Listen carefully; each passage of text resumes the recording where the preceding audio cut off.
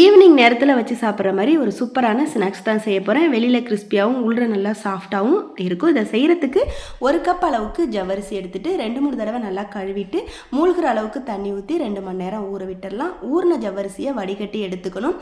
2 உருளைக்கிழங்கு வேக வச்சு மசிச்சு எடுத்துக்கலாம். 1/2 கப் அளவுக்கு வேர்க்கடலையை 1-2 உடச்சி எடுத்துக்கலாம். சின்ன துண்டு இஞ்சி, பச்சை மிளகாய், வெங்காயம், கருவேப்பிலை, 1/2 டீஸ்பூன் ஜீரகம், 1/2 டீஸ்பூன் உப்பு சேர்த்து ஒன்று போல் நல்லா கலந்து விட்டுக்கணும்.